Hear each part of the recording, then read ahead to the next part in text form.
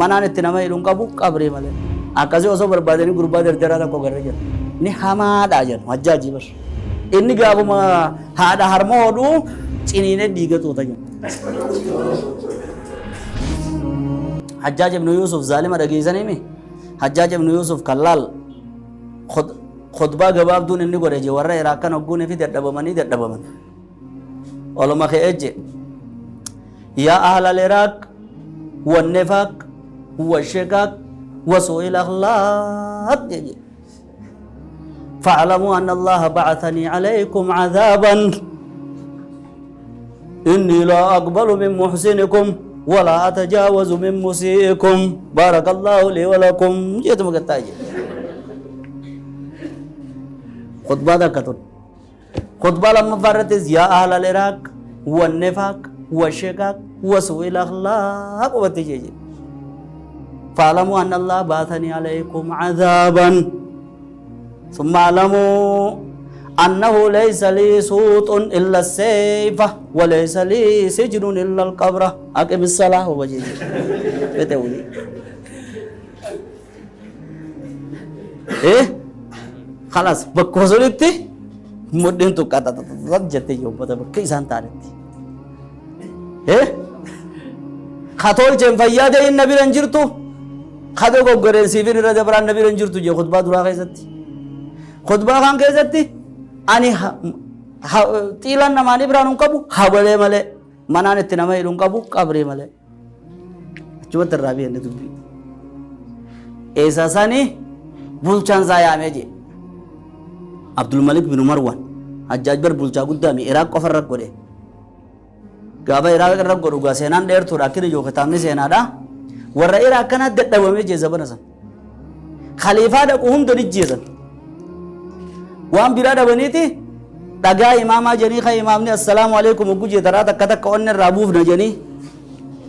itti gadhiisan namuu keessa fudhatee budawwara keessa gaifata hoggu imaamni assalaamu alaykum wa rahmatullaahi wa barakaatu je bismillaahi jedhi tanaa takka takka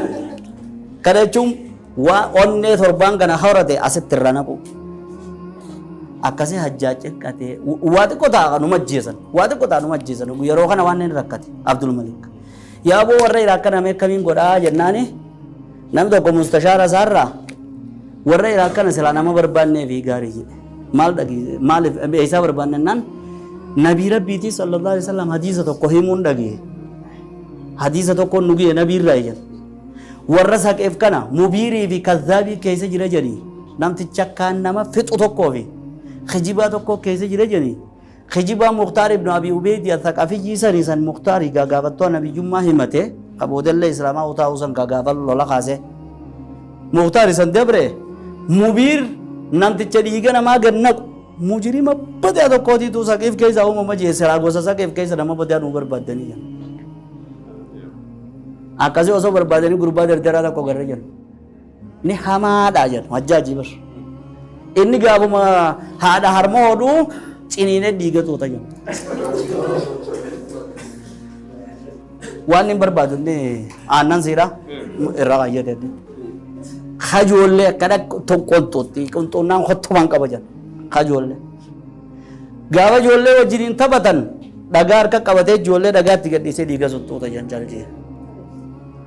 Hajjaaj akkasitti fidanii guunee fi fidan Hajjaaj yoo jedhini